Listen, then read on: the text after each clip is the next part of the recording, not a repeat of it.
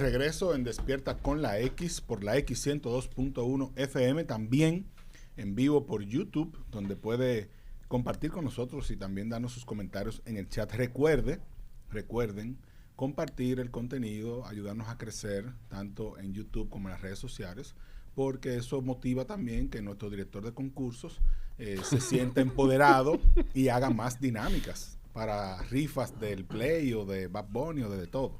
Pero en este caso, no deje de entrar a @X102FM para que participe del concurso que llevará a 3 personas y un acompañante cada uno en special guest a ver a Bad Bunny. Así que participe, no deje de entrar y de compartir el contenido.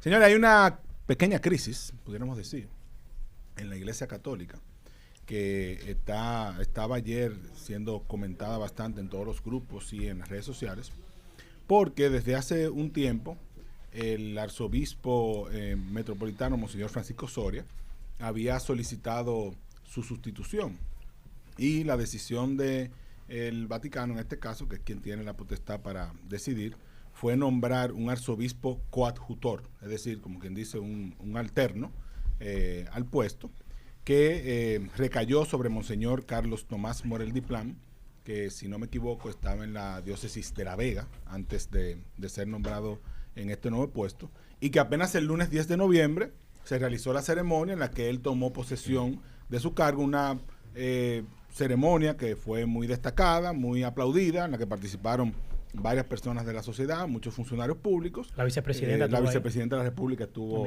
encabezando la actividad, el ministro Palizzi. Bueno, eso parecía ser un acto normal y común en las decisiones administrativas de la Iglesia Católica. Pero ayer se dio a conocer una carta del mismo Monseñor Osoria, donde él decía que le habían quitado las funciones administrativas, es decir, todo lo que tiene que ver con la parte económica, el manejo del personal, la gerencia como arzobispo metropolitano que él tenía, y solamente le estaban dejando las funciones que no eran de esa naturaleza, y que eso había sido una decisión que él deja intuir que había sido un triunfo de sus enemigos. Que él en su carta, que es una carta bastante fuerte, diría yo. Perdón, deja intuir, no. Lo dice. Él dice en la carta que eso ha sido el triunfo de sus enemigos. Porque él dice que según las letras apostólicas, que es la carta que manda el Vaticano con la designación, se me suspende, entre comillas, por mala administración, así, y dice él, así hay que entenderlo, nunca se me amonestó o advirtió. En mi oficio de enseñar y santificar tengo la satisfacción del deber cumplido. Dios es fiel y conoce mi conciencia. Y luego dice que acepta en obediencia la decisión de la Iglesia Católica. Esa carta es una carta fuerte. Es una carta muy fuerte. De hecho, sin la existencia de esa carta, esta situación hubiese pasado prácticamente desapercibida. Es normal que cuando se llega a una edad, a la edad de 75 años, los obispos, los arzobispos, los cardenales son puestos en algún tipo de retiro. Quedan quizá con el título honorífico, pero hay un sacerdote, en este caso un obispo, que pasa a tomar posesión y le da continuidad al trabajo. Él mismo dice, Monseñor Soria, que cuando cumplió 73 años de edad, 2 años antes de mi retiro, solicité vía la Nunciatura Apostólica el nombramiento de un arzobispo coadjutor. Exacto. Entonces, de nuevo, si se hace así y simplemente se pone en retiro, viene el coadjutor o un sustituto. ¿Qué es coadjutor? Que es que va a comparten la función de arzobispo metropolitano de Santo Domingo, solo que en este caso no van a compartir funciones administrativas. Pero de nuevo, sin la existencia de esa carta, pasa desapercibido. ¿Qué pasa? Como él, aunque dice, estoy hablando de Monseñor Osoria, como él dice que acepta en obediencia, porque él ama a la iglesia, obedece a la iglesia y acepta en obediencia, me parece que la carta está dejando entredicho que no hay necesariamente tal obediencia. No. Porque está diciendo, y dice literalmente la carta, ganaron mis enemigos. Lo cual me llama a preguntarme si real efectivamente tenemos la historia completa. Creo que quizá no todo el mundo de este panel esté de acuerdo, pero la iglesia ha demostrado históricamente que tiene un manejo opaco de las verdades, tiene un manejo opaco de las situaciones Y en este caso me parece que la historia no está completa. Yo estoy de acuerdo contigo. La historia no está completa porque voy a decir dos cosas. Una de ellas la digo responsablemente. La primera es que yo creo que el cardenal Nicolás de Jesús López Rodríguez no generó las condiciones para una transición de su liderazgo en la Iglesia Católica. Él no las generó. Es que al principio no le interesaba eso. Creo que él ahí aplicó lo que uno vio en la política cuando Balaguer, cuando otras figuras importantes que lo que crearon como institución, lo que ellos ayudaron a crear, nada más lo crearon para ellos. Le dio al botón de autodestrucción. Así. Entonces, al él ya no estar en condiciones, porque el cardenal está, y todavía es el cardenal, pero no está en condiciones obviamente de dirigir la iglesia, pues no permitió que se diera una transición de liderazgo dentro de la iglesia, y eso le ha pesado mucho a la Iglesia Católica en nuestro país. Y lo segundo es que esta carta de Monseñor Osoria empaña lo que debió ser una gran semana para la Iglesia Católica, porque además de la toma de posesión como arzobispo coadjutor de Diplán, y eso fue el lunes 10 de noviembre, el sábado se ordenó como obispo al padre Manuel Ruiz, que fue elevado obispo porque se creó la diócesis Estela Marí, que es la zona de Santo Domingo Este, es una nueva diócesis y por ende necesitaba un nuevo obispo. Y eso fue también una gran celebración a la que asistieron muchas figuras políticas, muchas figuras nacionales, porque el padre Manuel Ruiz es una persona que ha cultivado muchas querencias, ¿verdad? Mucha gente que lo quiere y que asistió ahí. Entonces, lo que debió ser una gran semana de celebración para la Iglesia Católica, ahora se empaña con esto. Porque yo debo reconocer que el liderazgo de Monseñor Osoria no fue, digamos, el más presente en las situaciones políticas nacionales. En muchos momentos a él mismo se le cuestionó como su silencio o que no era oportuno en cosas que decía, pero él tenía un estilo diferente al de Nicolás de Jesús, y además hay que recordar que el cardenal López Rodríguez tenía una mano derecha que era Monseñor Agripino, sí, que en la parte de las discusiones políticas era muy activo. Y que está muy malo Agripino. Ya no va a estar. Wow. Ya, Yo no sé si, a veces tú no sabes si Uriel grande. está relajando o qué, pero... Qué grande, Uriel. Wow. Muy querido por todos, Monseñor Agripino. Que Claro, no, y hay que darle que fue un gran conciliador en momentos clave, o sea que... Yo vi a Nicolás de Jesús en el country hace como un mes y pico. Y yo lo vi bien, ¿verdad? Tiene que tener como... No, él de salud está bien, él lo que no está en condiciones de dirigir la iglesia.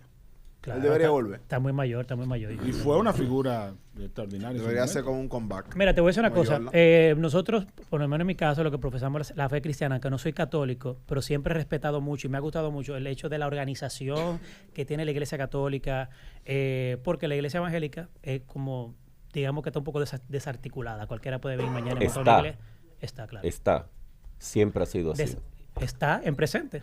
Sí, es que, La Iglesia Católica siempre estaba desarticulada. No. Él dijo la Iglesia Evangélica. Perdón, la Iglesia Evangélica. Okay. Perdón. La iglesia evangélica siempre, desde su naturaleza, ha sido una iglesia desarticulada. Claro, porque en el sentido de que no obedecemos a una figura específica.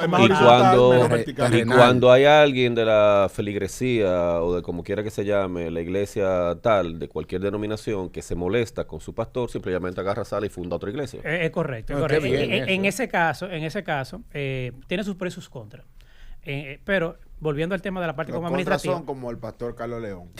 Nos dice aquí en el live de YouTube, nos dice Leonardo Nadal, el problema es que los extremos son malos. Uno que se metía en todo, como Nicolás, y uno que no se metía en nada, como Francisco.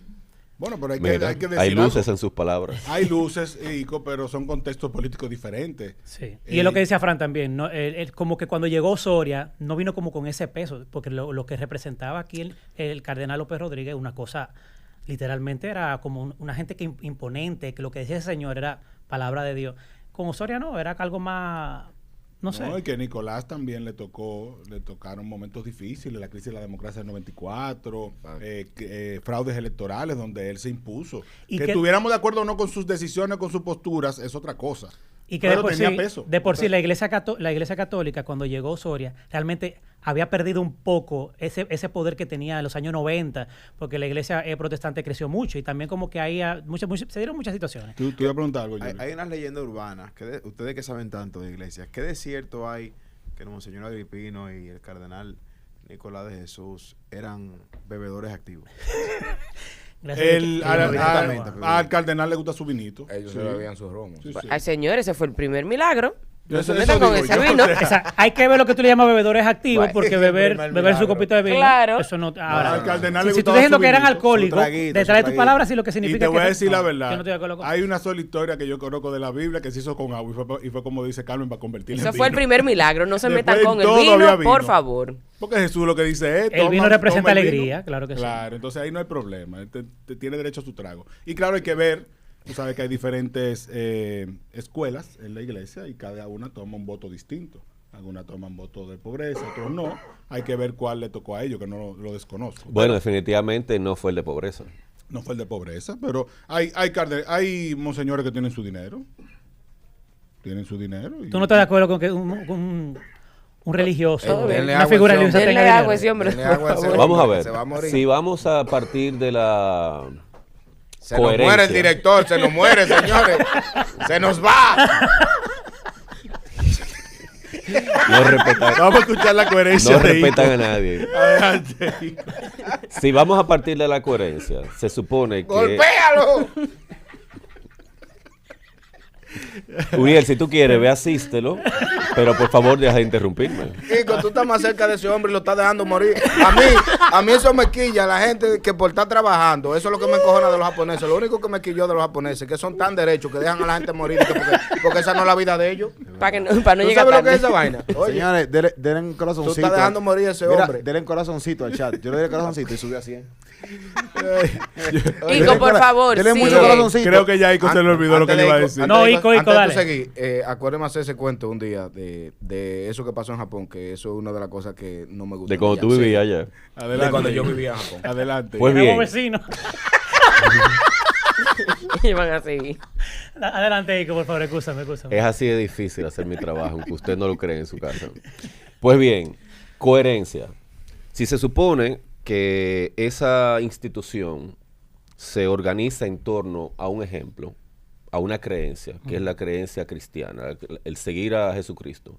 Y Jesucristo estaba completamente en contra de la riqueza y de la No, opulencia. ahí donde te estás equivocando, porque ¿quién te Tú me dejas- ¿quién estaba en contra? Tú me Déjalo dejas terminar. terminar de Ay. escribir mi Terminar. argumento, por favor. Estaba muy de acuerdo hoy. Puso Ya- buena la ya se puso cosa. buena la cosa. Cónchole, Ico, no lo dañes, pero también sigue. O sea, ¿quién fue que dijo que es más fácil que un camello atraviese el ojo de una aguja que un rico entra al reino de los cielos? Jesucristo, pero tú no puedes Perdón. sacar de contexto. La Perdón, Biblia se no. interpreta así. No, no. Porque dijo, ustedes siempre van a tener poder y van a tener gente de dinero. Al final del día es un tema de la riqueza de tu corazón. O sea, si lo que prima en tu corazón es los cuartos, a eso que se está refiriendo Eso es. es verdad, Ico. Pero no es de que el que tenga cuarto no va a entrar, No sé, porque tú te no. imaginas. No era Si mercurial tú el quieres, asunto. déjame terminar Ok, de continúa. hacer mi argumento. Ah, pero no van a dejar terminar. El que se puso a levantar y a tirar las mesas en el templo porque estaban los mercaderes estaban bregando con dinero donde no debían estar, fue Jesucristo. No, Bien ok, hecho, sí, pero Pero espérate, viejo, déjame terminar. Me avisa cuando pueda hablar. me avisa Bueno, cuando pueda hablar. la lógica te puede decir a ti que cuando yo termine de escribir mi argumento, tú entonces puedas hablar. Termina. La Ico. lógica. Termina. Entonces, si ese es el ejemplo, el de baratar las mesas en el templo por motivos mercuriales, el de decir que difícilmente una persona enfocada más en su dinero que en los bienes espirituales no va a entrar al reino de los cielos, entonces, ¿cómo es posible que esa misma iglesia que sigue su ejemplo tenga personas con el nivel de opulencia, con el nivel de riqueza que exhiben? Porque una cosa es que tú tengas tu cuarto porque tú naciste rico, tú puedes seguir siendo rico y tú puedes, pero exhibir ese nivel de opulencia Pero, y exhibir el nivel de opulencia que exhibe el Vaticano, que tiene banco, que tiene obras de arte, que la mitad es más que demasiado, que tiene oro, o sea, yo no creo que eso sea coherente. Entonces, en el caso... ¿todavía? Ok. En el caso de Está largo, el está cardenal largo. que ustedes mencionaron Ajá. y el caso de Agripino también, eran personas que exhibían un estilo de vida muy opulento. Sour Pine, le decíamos en la Iván, universidad. Agripino. tiene la palabra. Ok, y lo primero es que hay un tema teológico grave en tu planteamiento. Grave, tú dices. Grave porque tú estás sacando textos fuera de contexto. Al final del día, cuando Zaqueo se dio cuenta de su error, de que había robado, le dijo, voy a devolver el 50% de todo lo que a los pobres, pero se quedó con los 50%. O sea, y dije, tú no, tienes que dejarlo todo y ser pobre igual. No, al final del día, siempre, cuando tú lees la historia, van a haber siempre personas ricas y no hay problema con eso. Dice que el que quiera ofrendar, que dé de lo que dispuso en su corazón, no es que tiene que regalarlo todo. Es una teoría comunista que no sé dónde la sacas. Ahora bien, con el tema de que si en la iglesia deben o no haber personas de dinero, en la iglesia católica por lo menos se maneja diferente. Eso es un voto que tú haces. Según la escuela en la que tú estés. O sea, si tú eres... Correcto. Déjalo hablar también, Fran. Déjalo hablar, Dios mío. Válida porque hay obispos que están en asumir una escuela que le permite tener su cuarto. Correcto. En el caso, por ejemplo, de la iglesia protestante, que hay pastores que ejercen pastorado, pero también trabajan, que también hacen su dinero. O sea, yo no veo ningún problema con que tengan una vida modesta. Porque es cierto lo tuyo. Porque yo tengo que, si soy pastor, está enseñando un Rolex y andaba un jipetón como echándole cosas. Atención, yo creo pastor que Belial. el tema de la cordura, de la modestia, de la prudencia, en ese sentido, estoy de acuerdo contigo. Pero que una gente le vaya bien en la vida, eso no significa que no tiene a Cristo. Iván, o sea, yo no estoy de acuerdo. hacerte una pregunta. ¿Hay alguna parte en la Biblia donde Jesús dijo que debemos ser pobres? Ninguna. Jamás. Ni una sola. Vámonos a una pausa. Con lo del templo, con lo del templo. Con el templo. Importante la aclaración. Jesucristo se quilló. 3 minutos más. Jesucristo se quilló porque estaban vendiendo en el templo. Claro. No porque estaban vendiendo. Han convertido la casa de mis padres en una rata de negocio. Y Jesucristo cogió un pique del diablo ahí. Entonces ahora, Fran, oye. Entonces, espérate, antes de la pausa. Fran, No, Carmen y Uriel deben votar de quién ganó el debate entre Ico e Iván. Y Uriel, la respuesta. ¿Quién ganó? Eso lo dijo Jesucristo. Para mí ganó Iván, pero eso lo dijo Jesucristo cuando le preguntaron. Maestro, ¿qué le pasa? Que tengo un pique del diablo. Yo he leído la Biblia 4 veces. Ok, Iván. Fran, Ico o Iván. ¿Quién ganó el debate? Iván. Quiero mucho Carmen, a Ico, pero Ico, Iván. Señores, vamos a una pausa y volvemos con mucho más de Despierta con la X.